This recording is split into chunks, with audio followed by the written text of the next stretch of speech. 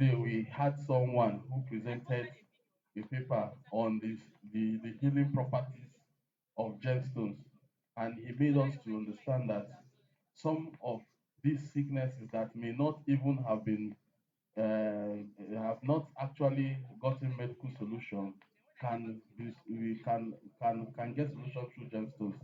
So there are a lot of things in this gemstone business or the gem itself that you just have to understand that this is just from God, and all loyalty just have to be on that God. So I think that is my basic fundamentals, and that has been my inspiration because my own self, I came from a poor home, and most gemstone dealers who are successful, if you check, you'll find out that most of them are breadwinners. So it is God that usually directs such people to that field, and at the end of the day, from nothing, they become something. So to excel in this industry, you have to examine yourself. You have to check how is your heart, how is your relationship with people. You see, most times the problem we have in Nigeria is so complicated that we only push it down to government, push it down to ministry, push it down to finding one way home to blame or the other. But we forget that we as Nigerians, we have our own individual differences.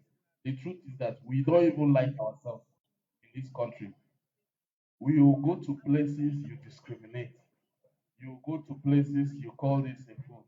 So when you have a quality that you follow the principles of your creator or God, God has said it that we should love. Love has no boundary. So when I started this business, I had that love for human beings. I go to this locality, I humble myself, humility. Whatever they give me, I remember those days I went to the bush, they brought their native food. I never eat such a food before. I had to force myself to eat that food. I trusted the people. I had a free conscience. Whatever they give me, I eat. Wherever they give me to sleep, I stay. And at the end of the day, they were observing me. They now spoke in their lives and said that this person must be a different Igbo man. That we have seen several Igbo men coming to this community, but he's different. That was when we started unraveling the secrets of the land. That was when they started showing me the stones I was looking for. But sometimes you find that some of us who are geologists or mining engineers, you go to this locality or some mining site and you want to tell them that I am a so person, a geologist. I read this, I graduated from this university or this and that. Already you've killed yourself. So you take people like the way you take yourself. And secondly, you have to be a cheerful giver. You have to be a free giver because sometimes you find that if you see successful gemstone dealers, you find out that they are very benevolent in nature because that's the easiest way to break even. Those days, I was going, most times I go, they just tell me, "Oh, Oga, the laborers buy food for us or drink." And you're like, I'm just coming here, I've not gotten anything. But out of faith, sometimes you just bring out something and say, okay, I give you to take share. And I'm telling you, that small thing you do for them, we end up giving you something tomorrow. So it's there in the Bible and also in the Quran, all religious book giving. So when I started from nothing. I started this business, if I could remember, with about 15,000 naira those days. I had to sell my phones, sell everything, get a small digital scale, and I started slowly, up to when I started my NYC. You know, so we had a lot of challenges because coming into the industry itself, you already have big players in the industry, and sometimes some of them are seeing the potentials in you. They want to try to stop you from getting to where you ought to get. You also have problems of then those days, probably the police harassing you, this and that. But the good thing is that because I had a direction, I had a goal. So most of those problems, when I started making profit and growing, I tried as much as possible to formalize my own business so that I could be free. And by the time I started getting the licenses one after the other, I discovered that I was free from the security harassment. So I think if you do the right thing, the security personnel or officers will not really harass you. They are just after those who are illegal in the system. Thank you very much. Thank you. Like you said, there's no good way for shortcut. You always do the right result. Thank you for this answer. So coming back to you from the NIS, yesterday there was a presentation here yesterday, and in that presentation we learned that the foreign experts are to educate the Nigerians working under them after some years, no, 5 to 10 years. How do you checkmate these expatriates if actually they are doing these industries and transferring this knowledge? And if they don't, what is the penalty? Thank you. Thank you once again, Mr. Moderator.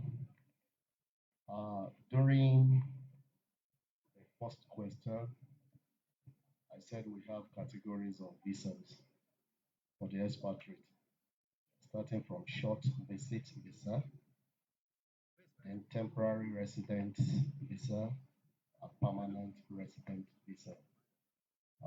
Coming to your question, when I was giving the definition of quota position, I made mention of something that the position must be Nigerianized.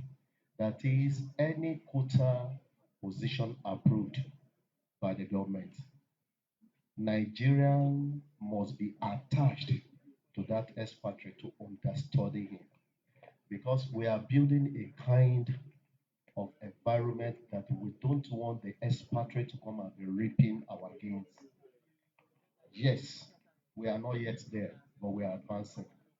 They have the technology, they have the expertise, we equally have. But due to little challenge we are facing in this country, we don't have the enough certification. So it is in the law when the quota is being approved, is attached there. This so position must be Nigerialized, and all the quota must be Nigerialized. How do NIS come in to checkmate this? We have mechanism put in place by the service. Once we, I mean, quota position is granted, it becomes a point of duty for that particular company to render monthly returns to immigration.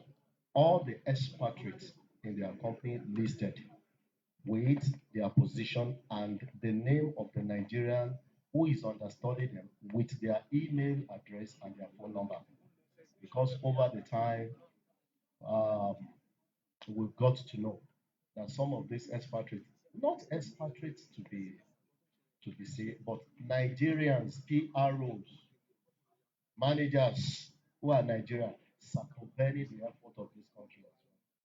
They will write fake phone numbers, they will write fake email address. When we send, we don't get reply. When we call, the number keeps on, the phone you are reaching out is switched off, it's not existing, it's none of this. So we have this mechanism.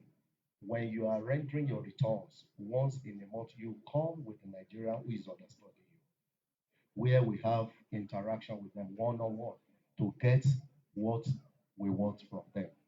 And from this, we have been trying to see how this industry, most especially the mining sector, will be assisted. Then another thing that I want to chip into is this.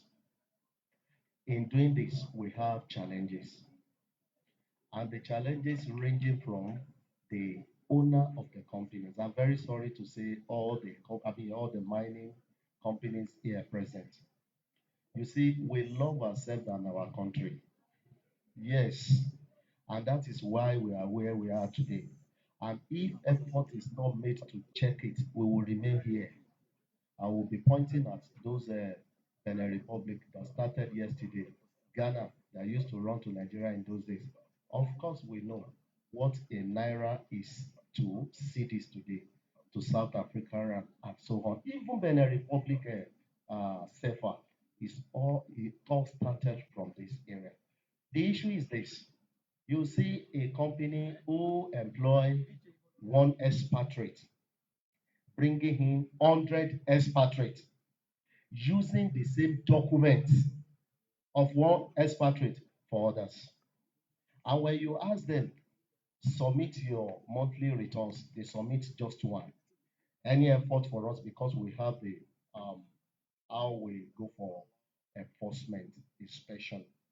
You see, on getting to their company because they might have gotten information we are coming, you will see their gates closed. They will tell you their plants are broke down. There is no operation. All of their expatriates are not around. Meanwhile, they are hidden somewhere, right in the site. So, and like my colleague in a civil defense said, we are not a witch or witches. We don't know what is going on there until when you give us information. Give us information so that we're able to ride on those information and give to you what you want. So I'm seizing this opportunity to enlighten all our mining CEO here. Immigration is friendly when you do what is right. But you see other side of immigration when you are caught. And we all know the penalty. When a position is not properly Nigerialized, we strike out the position. So you have to go back to your country. That is the implication. Or where we sense that the law has been grossly contravened, we charge such a company and expatriate to court. We have the right. And to this, let me just stop here. Thank you very much. Thank you very much, sir. What an interesting answer. Coming back to you, Mr. Alexson, a jeweler. You know, we see it, it look beautiful in rough. We're looking at adding value to it. Some people were like the record yesterday said most of these things are exported raw and not finished products. So, as a jeweler in Nigeria, what efforts are you or and other uh, jewelers doing in order to promote this Nigeria gemstones and to add value to it in the global market? Thank you, sir. Thank you very much. Um, as a body, we are looking at how we can bring out the value of what God has given us in this nation. And the only way we can do it is sometimes as a body we have to put our head together. Individual, you have to rise to the responsibility because looking at our federal government, they are doing their best and we can see they are really waking up to see that things get better and which we believe things will be better. We don't have the technologies know-how to be able to work on these raw materials from here. Normally, what it ought to be, we're supposed to process all the raw materials, the gemstones, cut it, polish it. God has blessed us with the gemstone. God has blessed us with gold, with silver. We can as well do all those things, then now export it. And the value will be quite different from what we are selling as raw materials. But we can't sit down and wait and say the federal government must come to our total help, but we start somewhere. But with the raw material, we try as much as possible now, even as we are exporting those materials. We make sure that our nation is being identified. that the raw material we are taking, this material is from Taraba State. This material is from Oyo State. This material is from, and they tag it because before it seems as if it's not from this country, it's from the neighboring country.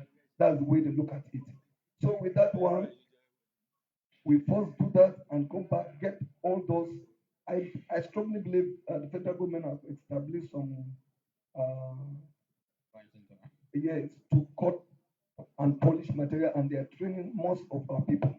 So we can also do it individually, and as an organization, we can also do it so that we can bring the real value of what God has endowed us with. Thank you very much. Coming back to the Mr. Wosu, Engineer Wosu, we are looking at the ethical concern associated with gemstone mining in Nigeria, and how do this affect the willingness of international or foreign buyers to engage?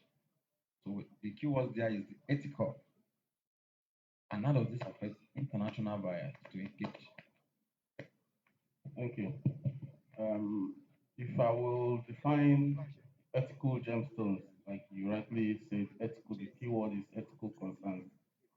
You see, ethical gemstones or minerals, by definition, are gemstones that are produced in an environmental friendly manner and in such a way that it's it's practiced that both the miners are well taken care of.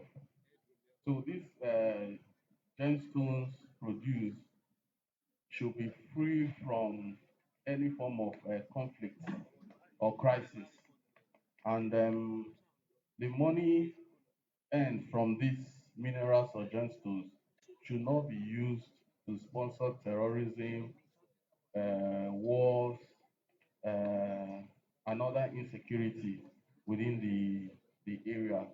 So that's what it means by ethical gemstones. And now you find out that the concerns by international players, organizations on this aspect is they don't really, the ethical concerns are usually, let's say, you have the pollution, you have the ecological concerns, you have the wages and the safety of the workers, and you also have, I think,